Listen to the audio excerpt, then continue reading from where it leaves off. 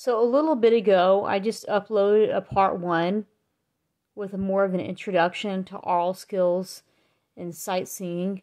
And so I wanted to go ahead and make a part two. And I'm probably going to start making several more of these videos. Aural skills and sight singing can get very complicated and complex.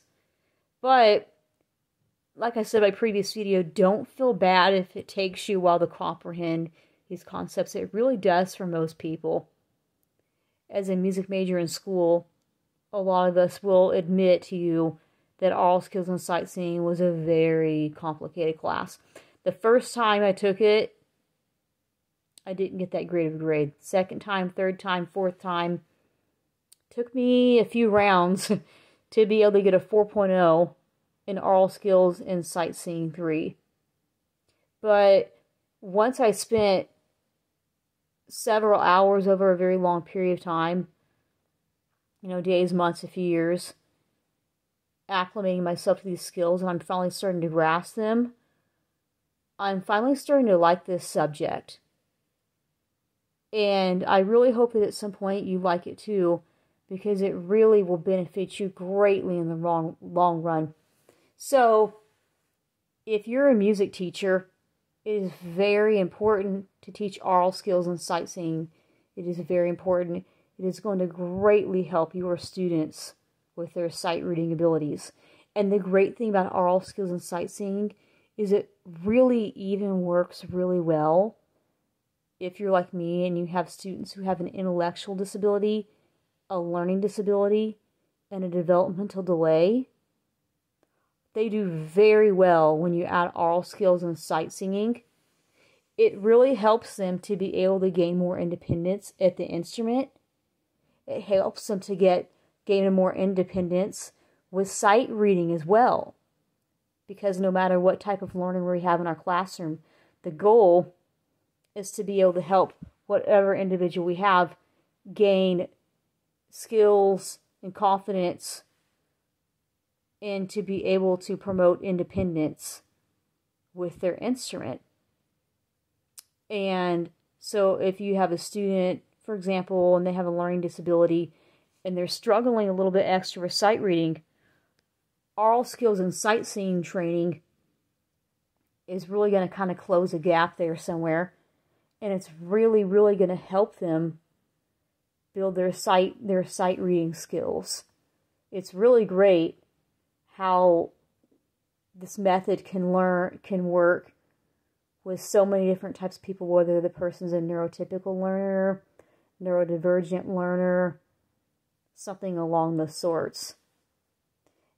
And so once you start to see as a music teacher how important aural skills and sight singing is, and you start to implement it in your lessons, you're going to see a big improvement.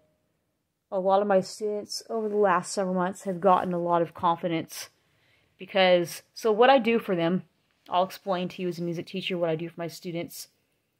So when I have my students learning a new piece,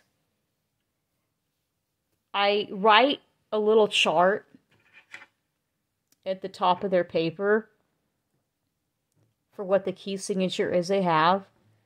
And I write the letters up top, and under it I write the solfege that goes with those letters. Then what I do next for the student is I'll turn the metronome on, and I will either say or sing, the first bar line of one hand at a time for the melody. I'll say or sing it with the solfege, and I'll point to it as I go along. I might even conduct along. And then what I do is I have the student play the passage back for me, and I notice a huge improvement just from doing that. The student is suddenly able to play without pausing, because sometimes the student's ear may not aurally hear. They have pausing. A student's ear might not automatically aurally hear how long that rhythm holds compared to that one.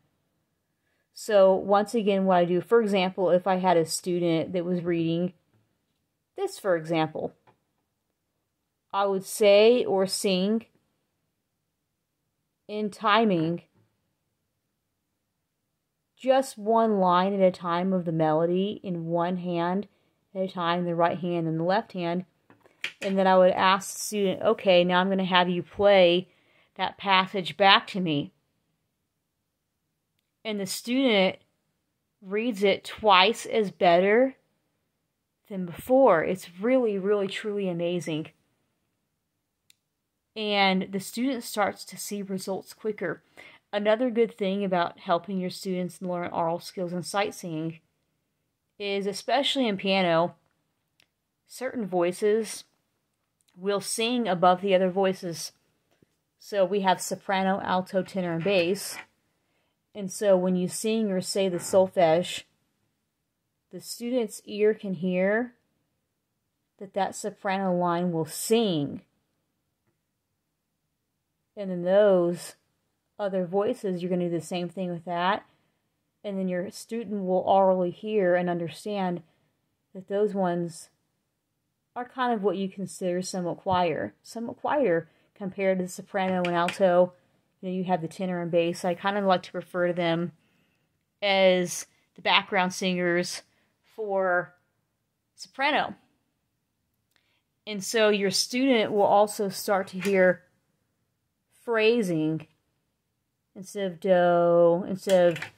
do, me, re, do, ti, la. So they're going to hear do, me, re, do, ti, la, so. Do, me, re, do, ti, do. So I just sang from here to here. And I'll be honest, sometimes I might be a little off pitch because I'm also still learning to sing myself. But I'm definitely a lot further along than I was a year ago.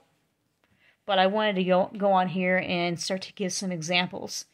And so now the student will hear how you sing the phrases, and then when they play it on the piano, you'll probably hear them get the phrasing correct a little bit easier. And then the same exact method that you do up here is the same exact method that you'll do in the left hand. So students, if you're interested in music lessons, piano, cello, guitar, and you're looking to hire a teacher, ask them if they also do training with solfege and aural skills and sight singing. So you want to hire a teacher that has those skills, or is at least working on those skills, because as a teacher, there's always new skills that we're learning in our field.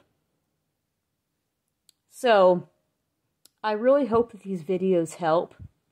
And if you're a music major like me, and you feel like these skills are kind of making you feel some kind of way, don't worry, you are not alone.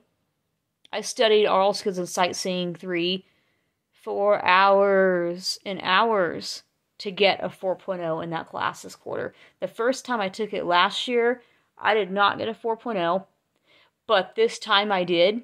And so the good news is, the more you practice it, you can go from being a below average to above average in it. So talent and intellect is not fixed. That's not fixed. We can develop it by practicing, because practicing develops the neural pathways in our mind. And neural pathways take time to correct, and they take time to create. And so even though it's not a one